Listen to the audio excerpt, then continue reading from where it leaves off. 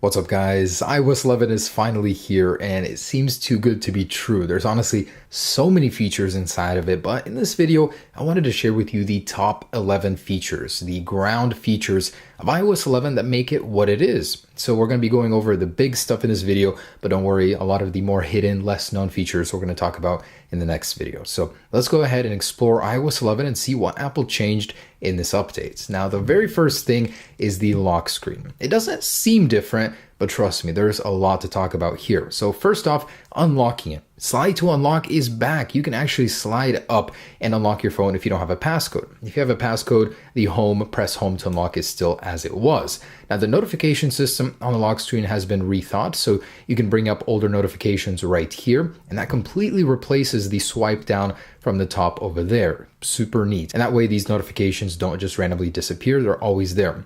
Over here is your widgets view. As you can see, there's some bugs with iOS as it is still a beta right now. Over here is the camera, so that's just as usual. But the lock screen has been rethought, and even the music player, which looks really cool, fits well with the notifications. So just want to show you a little demo of that. And look at that, you got a new music player. Now, if you receive a notification, it'll share the lock screen space with the music player just like that. Instead of before where the music player would completely hog the lock screen page, it now shares the space. Super neat. Now jumping in, you'll notice that animations and the look of iOS 11 is a lot different too. Starting from the lock screen and the animation it takes to unlock iOS. Look at that, very smooth. You'll notice Apple reworked the animations everywhere. From something like opening an app and closing it, there's a very subtle different animation. You'll notice when you're exiting an app, greets you, it like runs at your face. So just like that, take a look at that. Kind of a cool effect, I like that. Things such as even going into a sub menu, you'll see that the animations change up there as it adjusts to the selection you're going to make. Things as small as even moving applications around in wiggle mode have a new animation as well. It's a lot stickier, so it doesn't like bounce around everywhere. I noticed that. Opening up the control center even has a different animation. Opening up the notification center, which by the way, takes you back to the lock screen look right here. So it's a very curious choice, but it doesn't lock the phone. On the dock, you'll notice there are no icon labels whatsoever, which is a very clean look. I welcome it. I wish there was an option to turn all of them off. Also, over here, you'll notice that the calculator has new icons. There's a new stock folder files. We'll get to that. And the App Store and iTunes have new icon labels. So the overall look and feel of iOS has been reimagined. It doesn't look too different, but there certainly are updates to the animations and some little tiny details with the looks. Oh, not to mention the app switcher. So that has a new animation as well. It's a little bit different. It slides in from the side. Very clean. I think it works well. So next up is messages. This one got a huge rework from Apple. So the overall interface is a little bit different.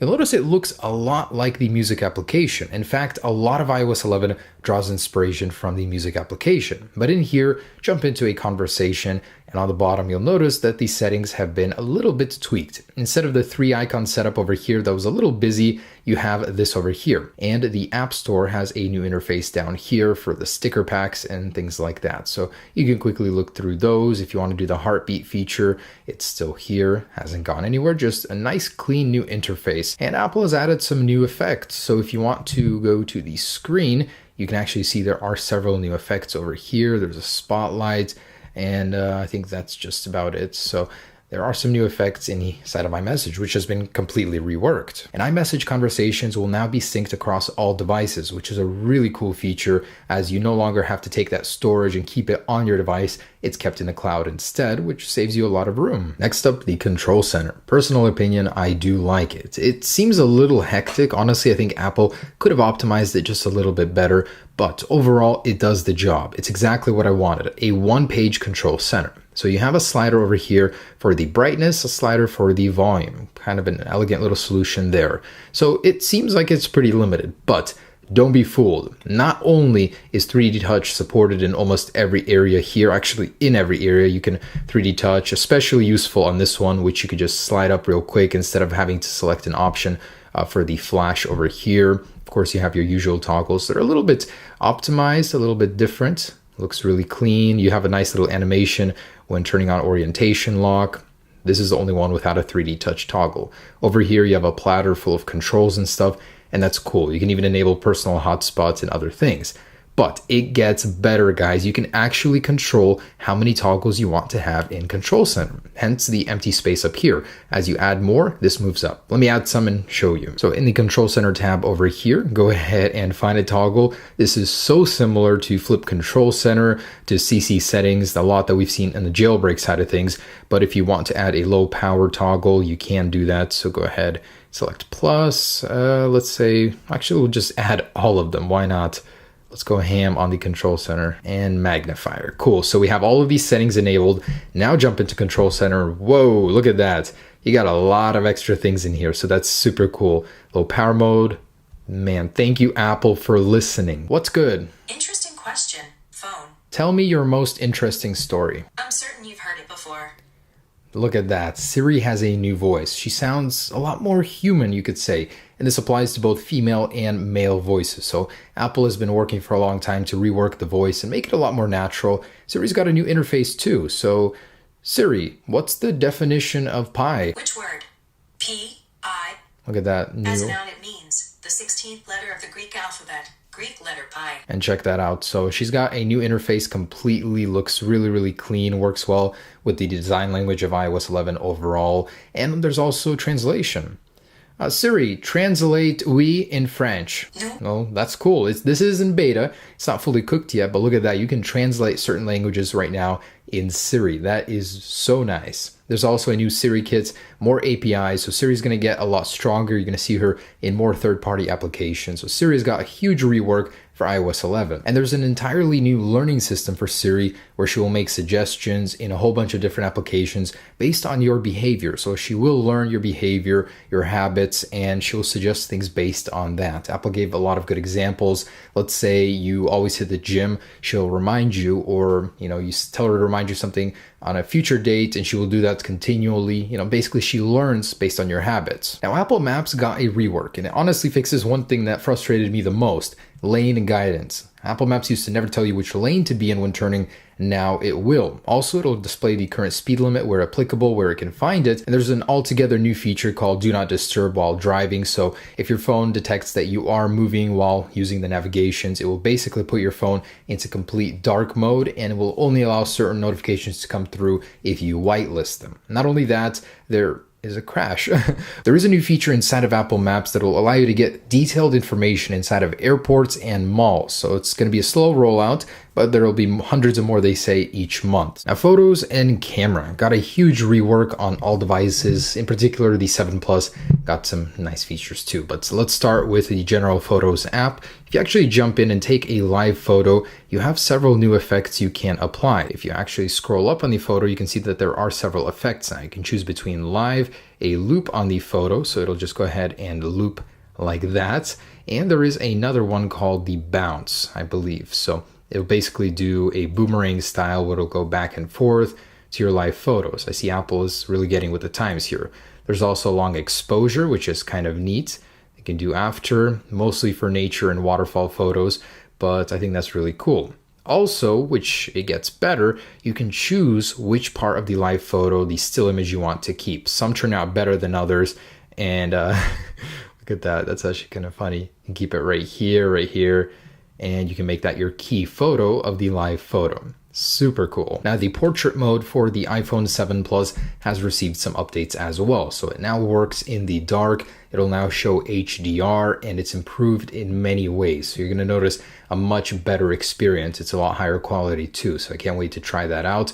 But portrait mode has been improved and there's a new codec used in iOS 11 for video and photos, which means your photos will actually take up 2 times less storage using the new HEVC codecs. That means if you have a low storage device, upgrading to iOS 11 will be very, very good for you storage-wise. You'll be able to take a lot more pictures and a lot more videos. And the App Store. The App Store has got a complete rework. It looks completely different. To be honest with you, I think it's not good for the App Store because it's just too big. A lot of people like to see, things compact in that list view, which is now gone. Everything is really blown up like the music application. So I'm personally not a fan, but this is the new look of the App Store.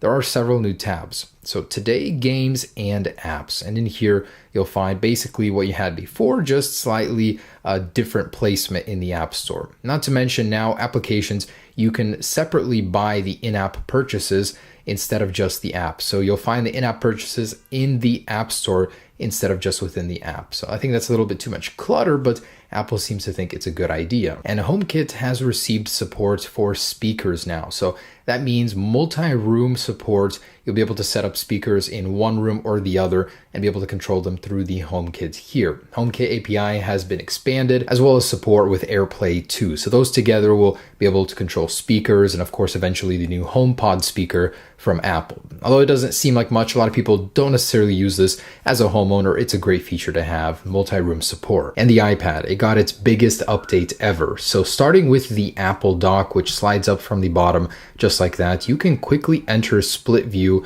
just by dragging up and dragging over. Now the first icon or the first actual page is the separate one that you can quickly move around over here. And to make it a split view, just drag down on the second one and then you can adjust it like before. So it's a completely reworked solution for getting the split view open. Slide over basically doesn't really exist anymore. Also over here you have all of your icons. You can add as many as you want. It's a lot like the dock from Mac OS, which is really neat. So you've got this, you've got the little single view that you can keep overlapped on other applications.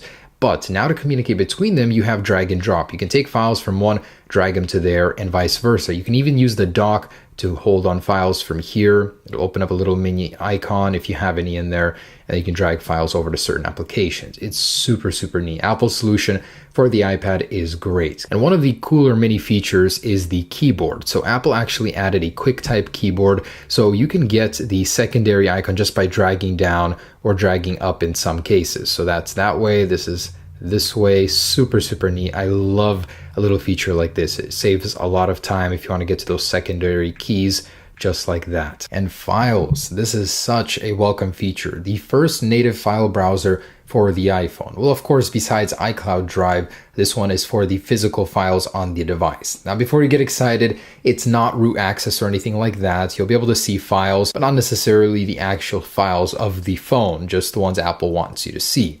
So this actually combines iCloud Drive and third-party applications as well. So you'll be able to use your third-party ones all in one place, quickly copy between them, paste between them. It's actually a great solution. So this is especially useful on the iPad, which, getting to my next point, Apple has completely reworked. But overall file support, file browser is now available on the iPhone. And Apple has finally fixed something that has plagued us forever. What's going on, guys? Super annoying, but there is a new music video player, and it's not just that, it's the volume HUD within it has went up here. So instead of, going on top of your media, it's there. Super, super neat. I really, really love Apple's solution for that. So there you go, guys. Just a rough, quick look at the features in iOS 11. This is the foundation features. There's a ton of smaller ones I'm going to be covering here very, very soon. So stay tuned for that. But overall, great update, guys. I would recommend trying it out, just not on your primary device. So if you guys want to go ahead and install it, you can do so easily using the video up there. Anyways, thanks so much for watching, guys. Hope you enjoyed this iOS 11 preview for you, and I'll be updating it as more betas come along. Peace.